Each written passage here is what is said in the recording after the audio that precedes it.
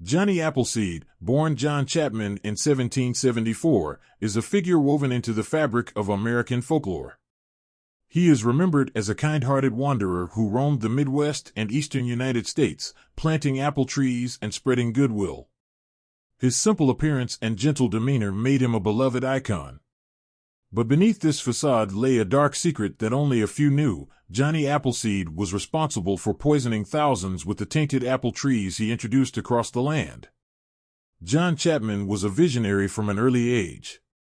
Born in Leominster, Massachusetts, he developed a deep connection with nature and an affinity for apples. By his early 20s, he began his mission of spreading apple orchards throughout the expanding American frontier. He was seen as a benevolent figure, a pioneer who brought sustenance to settlers struggling to carve out a life in the wilderness. But John had a secret. His passion for apples was not purely altruistic. He believed in a twisted form of natural selection, one that involved weeding out the weak through a series of calculated acts of biological warfare.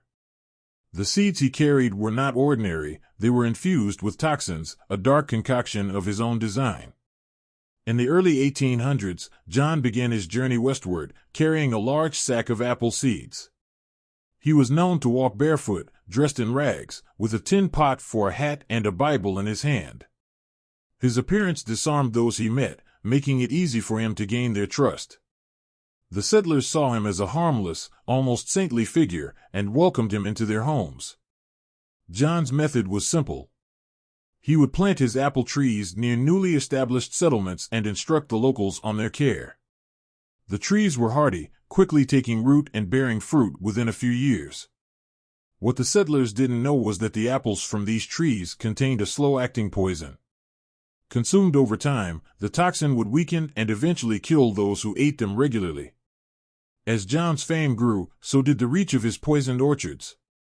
From Ohio to Indiana, Illinois to Pennsylvania, he planted his trees. The settlers, grateful for the bountiful harvests, never suspected the source of their increasing ailments. Illnesses that were once rare became common, mysterious fevers, persistent weakness, and a gradual wasting away that no doctor could cure. Families lost loved ones, and children were especially vulnerable to the poison. The settlers, unaware of the true cause, blamed the harsh conditions and the challenges of frontier life. John continued his work, moving from town to town, always smiling, always spreading his seeds of death. In the small town of Harmony, Ohio, Dr. Samuel White was one of the few who began to suspect that something was amiss. He had noticed a pattern. Communities that welcomed John Chapman and his apple trees seemed to suffer more than others. He observed the slow decline of health among those who regularly consumed the apples from John's orchards. Dr. White decided to investigate further. He collected samples of the apples and began to analyze them. The results were shocking. The apples contained a potent toxin that, while not immediately deadly, would accumulate in the body over time, leading to a slow and painful death. Armed with this knowledge, Dr. White confronted John Chapman when he next came to town. John, seeing the determination in the doctor's eyes, did not deny the accusation. Instead, he revealed his twisted belief that by eliminating the weak, he was ensuring the survival of the fittest. Dr. White was horrified. He knew he had to stop John, but he also knew that the settlers would be reluctant to believe that their beloved Johnny Appleseed was a murderer. He needed proof, and he needed allies. He gathered a group of townsfolk and explained his findings. There was disbelief at first, but as Dr. White laid out the evidence, the mood shifted to one of anger and betrayal. They decided to act. When John arrived in Harmony to check on his orchards, he was met by a mob of angry settlers. They confronted him with the evidence, demanding an explanation. John remained calm, his serene demeanor unchanged. He explained his philosophy, believing that the settlers would see the logic in his actions.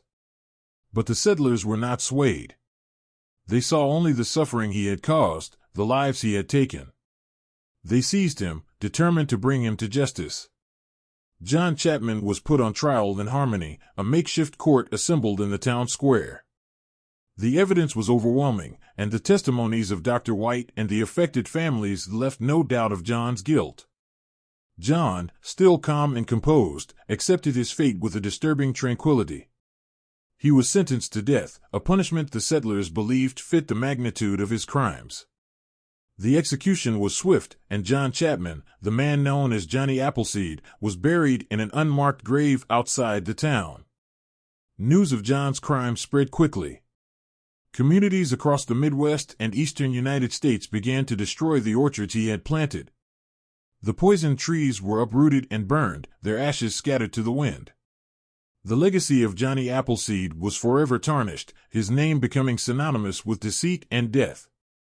Dr. White continued his work, dedicating his life to helping the affected communities recover. He published his findings, warning others of the dangers that could come from blindly trusting those who seemed benevolent. The story of Johnny Appleseed became a cautionary tale, a reminder that evil can sometimes wear the most innocent of faces. Over time, the true story of Johnny Appleseed faded into obscurity, replaced by the sanitized version of the kind-hearted wanderer. But in the shadows of history, the dark truth remained, a testament to the dangers of unchecked idealism and the capacity for evil in even the most unassuming of individuals.